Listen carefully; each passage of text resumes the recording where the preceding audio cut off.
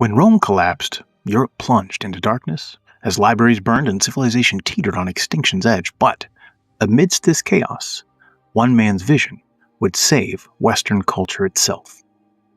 St. Benedict of Nursia created something revolutionary. Monasteries that became islands of literacy and stability in a crumbling world, like candles fighting back the overwhelming dark. These sanctuaries preserved ancient wisdom when all seemed lost. Benedict's motto, sukisa, verit, cut down, it grows back stronger, embodied his enduring legacy.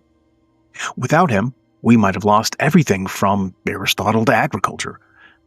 This is how a humble monk saved Western civilization.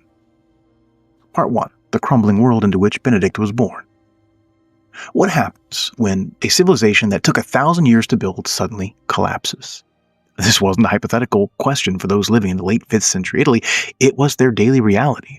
The world that Benedict of Nursia was born into, around 480 AD, was experiencing unprecedented societal transformation as the mighty Western Roman Empire crumbled into fragments. Imagine a world where everything familiar was disappearing. Roman infrastructure, the aqueducts carrying fresh water, public baths, and the famous road network fell into disrepair without the imperial administration to maintain them. Cities that once bustled with commerce shrank dramatically as populations fled to the countryside, seeking safety in an increasingly dangerous landscape. The collapse wasn't merely physical. Knowledge systems Rome had cultivated vanished at an alarming rate. Libraries containing irreplaceable manuscripts of classical learning deteriorated from neglect. Schools that had taught rhetoric, philosophy, and law for generations closed their doors as funding disappeared. The educational institutions that had preserved knowledge for centuries simply disappeared. As societal structures crumbled, trade networks that had connected the Mediterranean world fractured. Specialized goods, once common in Roman marketplaces, became rare luxuries. Even basic technologies were forgotten. Techniques for engineering and medicine and agriculture, refined over centuries, slipped away as fewer people received proper training. Germanic kingdoms now controlled former Roman territories. And while these rulers sometimes attempted to preserve Roman systems, they lacked the institutional knowledge to maintain such complex social structures. Power became increasingly local and fragmented, typically resting with whoever commanded the most armed men in the region. This political fragmentation accelerated intellectual decline. Literacy rates plummeted. Latin evolved rapidly into regional vernaculars, making older text increasingly difficult to understand. Mathematical knowledge, scientific understanding, and philosophical traditions developed since ancient Greece risked extinction. In this atmosphere of decay, spiritual life became equally chaotic. Christianity had become the empire's official religion, but its institutional structure was weakest precisely where now it was needed the most, in rural areas and small communities. Outside major cities, organized religious structures barely existed. Christian beliefs mingled with persistent pagan practices in a confusing spiritual landscape. Many rural communities continued ancient traditions of nature worship. Others embraced Christianity, but with limited theological understanding. Without consistent guidance, spiritual life became a patchwork of beliefs, mirroring the broader fragmentation of society. A profound question hung over this disintegrating world. What solution could possibly emerge from such a comprehensive chaos? How could knowledge survive when institutions designed to protect it were vanishing? What force could hold together the fragments of a shattered civilization? The answer would come from an unexpected source. Not from remaining political powers or wealthy elites, but from a young man born into a noble family in Nursia, who would eventually turn away from the traditional path set before him. Benedict's response to this collapsing world would create a system so resilient that it would not only survive the coming centuries of turmoil, but would become fundamental to preserving the very civilization that was crumbling around him. From privileged student to cave-dwelling hermit. While Rome's institutions crumbled, a privileged young man named Benedict made an extraordinary choice that defied all logic. He abandoned his education, his wealth, and ultimately, human company itself. In the depths of a nearly inaccessible cave, sustained only by lowered bread on a rope, he would confront the demons that plagued his own soul and an entire dying civilization. Born into nobility in Nursia, Benedict received the finest education available in late 5th century Italy. His parents sent him to Rome to study literature and law, traditional subjects for young noblemen destined for administration or politics, but Rome had become a shadow of its former greatness. The splendid monuments remained, but Benedict found himself increasingly troubled by the moral decay among his peers who pursued knowledge yet indulged in hedonistic pleasures. What purpose does this education serve, Benedict wondered, if it creates scholars without virtue? The disconnect between intellectual pursuit and moral character tormented him. Rome's prestigious knowledge now seemed an empty echo, divorced from any deeper meaning. Benedict retreated to Infide, seeking escape from Rome's corrupting influence. And there his spiritual journey began, and when he repaired a broken sieve through prayer after his nurse had accidentally damaged it, the locals celebrated this miracle. Benedict recognized a new danger, public acclaim, and chose a more radical path. He disappeared into the wilderness of Subiaco, finding a remote cave that matched his desire for complete solitude. The narrow, dark space became his home for 3 years. Cold stone walls surrounded him by day and night, the silence broken only by the occasional tinkle of a small bell announcing bread being lowered by Romanus, a monk who secretly supported him. Even this tenuous connection faced opposition. Tradition holds that the devil once broke the bell, attempting to sever Benedict's last human link. In this profound isolation, with only the drip of water and his own breathing for company, Benedict confronted his internal demons. Memories of a woman he had once seen triggered intense carnal desires that echoed against the stone walls of his sanctuary. The struggle became so unbearable that Benedict threw himself into thorns and nettles, his skin tearing as physical pain overcame the lustful thoughts. The cold cave floor beneath his bloodied body, he later claimed that this painful experience freed him permanently from such temptations. Without teachers, books, conversation, Benedict's spiritual life deepened through prayer, scripture that he had memorized, and direct spiritual experience. The rhythmic prayers that filled his solitary hours would later form the foundation of his monastic rule. Eventually, shepherds discovered the hermit. These rough herdsmen, described as living a beastly life, found themselves transformed through many encounters with Benedict. Many converted to lives of devotion, and word spread about the holy man. And people increasingly journeyed through difficult terrain to seek wisdom from the nobleman who had chosen poverty and isolation to find spiritual wealth. Poison in the cup, Benedict's miraculous survival and growing influence. As Benedict's reputation spread beyond shepherds to religious communities, his spiritual authority would be tested not by demons in the wilderness, but by those who had ostensibly dedicated their lives to God. When the abbot of a nearby monastery at Vicovaro died, the monks there approached Benedict with an unexpected request. They wanted this renowned holy man to become their leader. Despite his initial reluctance, Benedict eventually acquiesced to their persistent appeals, believing it might be divine providence calling him to a new phase of his spiritual journey. This transition from solitary contemplation to communal leadership quickly revealed a fundamental conflict. Benedict's understanding of monastic discipline clashed dramatically with the lax practices at Vicovaro. The monks had grown accustomed to comfortable interpretations of their religious vows, while Benedict insisted on genuine prayer, meaningful work, and true self-development, principles that these men had no intention of embracing. Unable to accept Benedict's leadership, the monks devised a sinister solution, and they prepared poisoned wine, and they presented it to Benedict during their communal meal. Following his custom, Benedict made the sign of the cross over the cup, which immediately shattered, spilling its deadly contents. The monks watched in horror as their murder plot was exposed through divine intervention.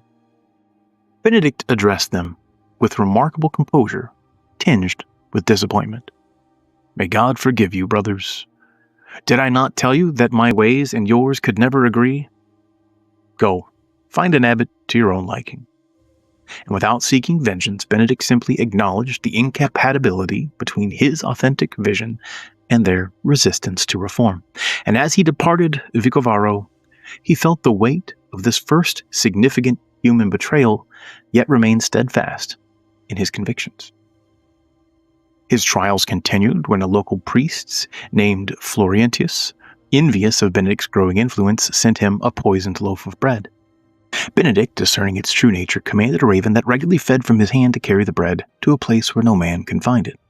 The obedient bird demonstrated both Benedict's divine protection and his connection with the natural world. These attempts on his life paradoxically strengthened Benedict's reputation. The poisoned cup and the faithful raven became powerful testaments to his authenticity in a world of religious pretense. Yet for Benedict himself, these experiences provided crucial insight that would shape his future work. He responded without retaliation or bitter denunciation. Instead, these betrayals deepened his understanding of human weakness and the challenges of creating genuine spiritual community. Benedict recognized that monastic life required more than good intentions. It needed clear structures, balanced authority, and practical wisdom. These incidents revealed a profound truth that would later inform every aspect of his rule. Even religious communities could harbor jealousy and resentment when not properly ordered. This realization led Benedict to develop his balanced approach to communal living, combining prayer and work, careful governance, moderation rather than extremes, and compassionate yet firm discipline. Through these painful experiences, Benedict began formulating the framework that would eventually revolutionize Western monasticism and provide a resilient structure for the spiritual life that endures to this day. The rule that saved civilization: Benedict's revolutionary balance. The poison incidents didn't embitter Benedict. They crystallized his understanding of what sustainable spiritual communities needed. While others saw monastic life as either brutal self-denial or loose guidelines, Benedict recognized a revolutionary middle path. At Monte Cassino in 529 AD, as the remnants of Roman order continued to dissolve around him, Benedict began writing what would become the most influential guide to religious community living the Western world had ever seen. Unlike other monastic traditions that either demanded superhuman sacrifice or provided insufficient structure, Benedict's rules struck an ingenious balance. Eastern Desert Fathers often practiced extreme fasting and sleep deprivation that few could maintain for long. Other communities lacked comprehensive guidelines, leaving room for inconsistency and eventual breakdown. Benedict's innovation was moderation, a revolutionary concept in a world of extremes. This moderate approach centered on the principle of ora et labora, pray.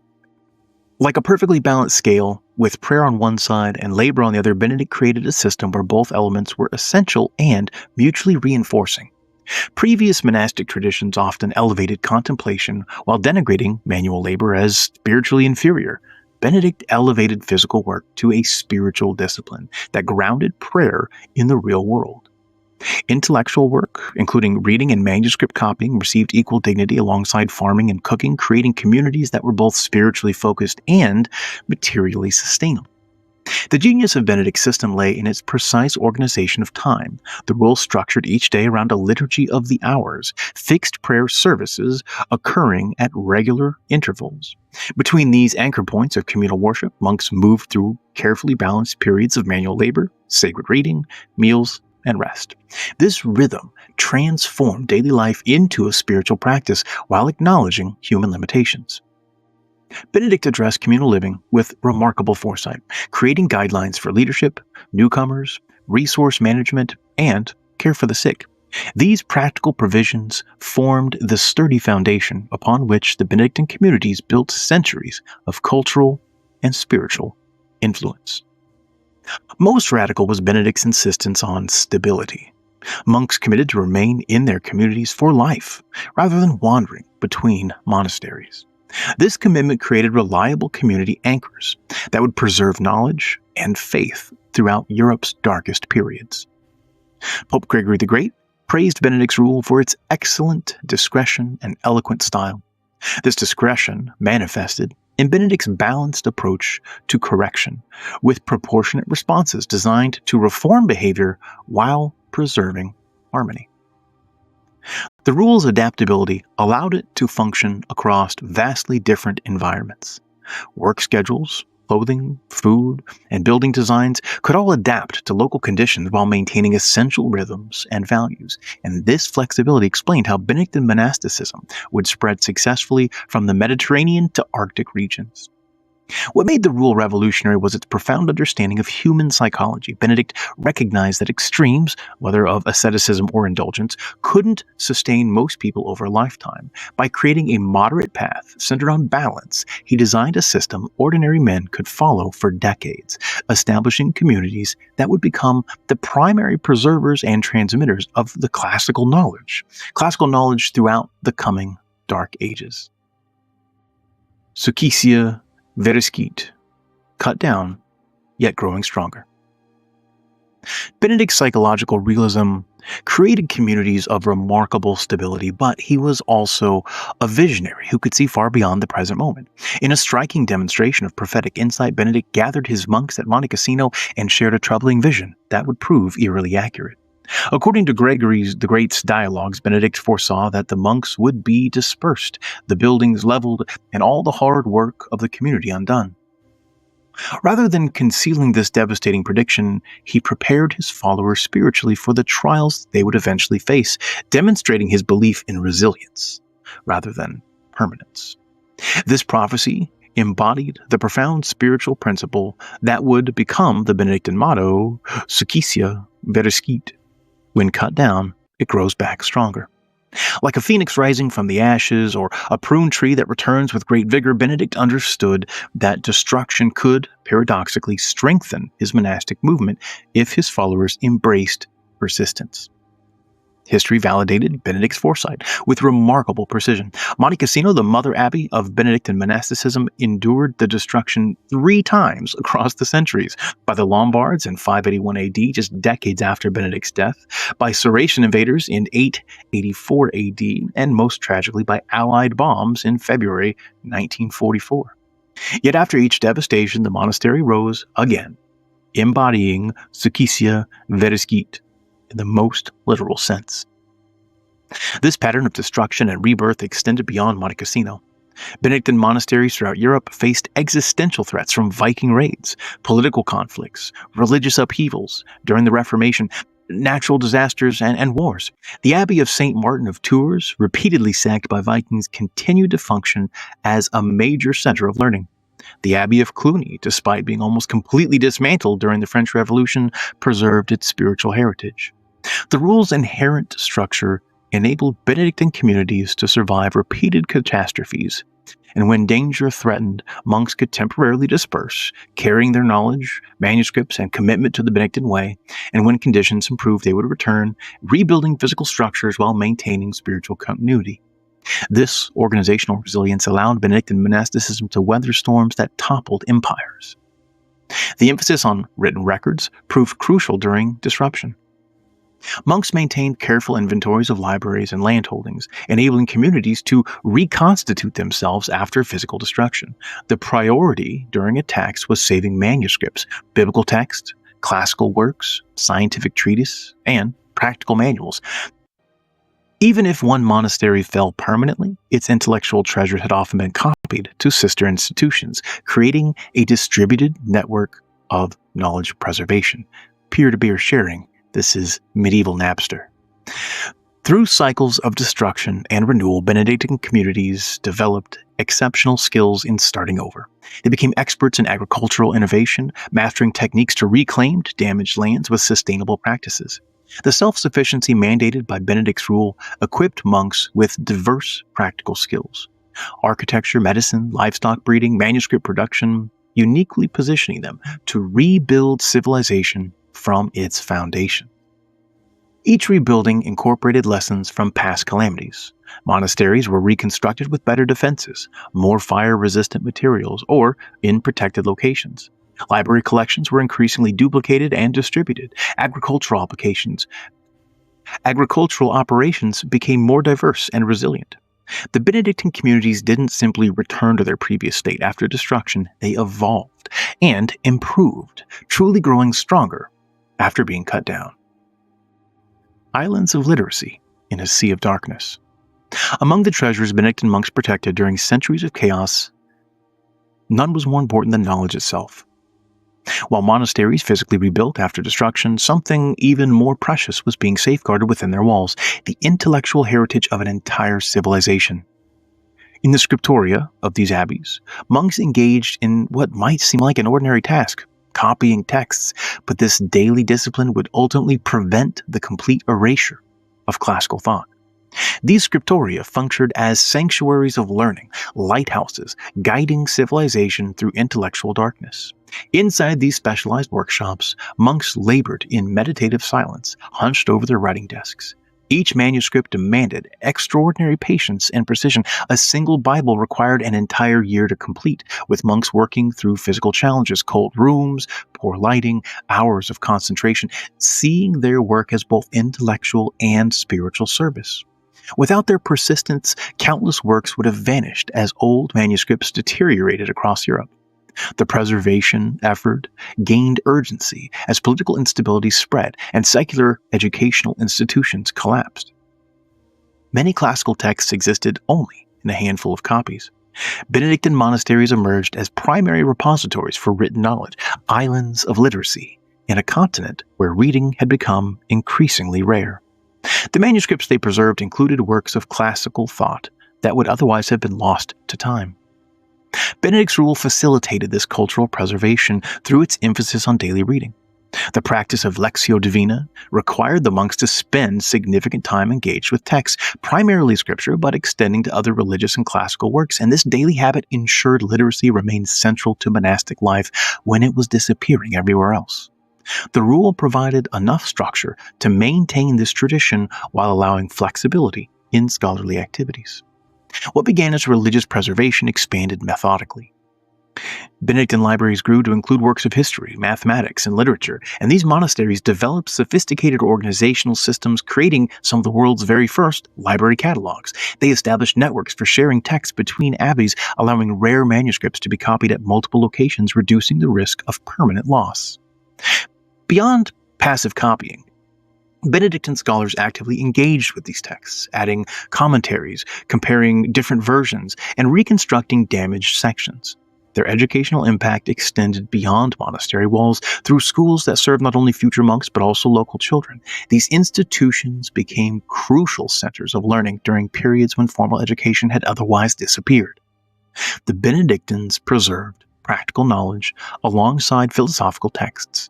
Their manuscripts maintained medical techniques, architectural principles, and agricultural innovations. Even modern musical notation evolved through their preservation efforts. This patient, centuries-long commitment created an unbroken chain of knowledge that would later fuel both the Carolingian Renaissance and the Great Renaissance itself, connecting ancient wisdom with the medieval world and illuminating the path toward modernity. 7. Benedict's enduring legacy. Today, the influence of Benedict's rule extends far beyond the monastery walls. It continues to provide a profound spiritual framework for both monastic and lay communities worldwide, offering timeless wisdom on balancing the essential elements in a fulfilling life. From preserving knowledge through Europe's darkest hours, Benedictine monasteries fundamentally shaped Western education, cultural preservation, and intellectual development through their unwavering commitment to learning, literacy, and systematic knowledge transmissions across generations. What makes Benedict's vision truly remarkable is its continued relevance. Modern Benedictine communities still apply his rule, demonstrating how the balance between contemplation and practical work resonates in contemporary contexts. This ancient wisdom offers a compelling alternative to our fragmented modern existence, inviting us to reflect on how harmony of purpose and balance might bring greater fulfillment to our own lives. I'm Justin West, and this has been a brief overview of the life of Saint Benedict. I am, in fact, a third order Benedictine, an oblate, not a very good one, but I try. And I'm trying something new on this channel by putting this information out there. If you found it helpful, please feel free to give me a comment down below. Let me know of another saint that you'd like me to do a deep dive on, and I'll put together another 10, 15, 20-minute presentation and try to do it in a way that is engaging and enlightening. And obviously, if you have any suggestions or anything I could do to make this better, let me know. Thank you very much. God bless.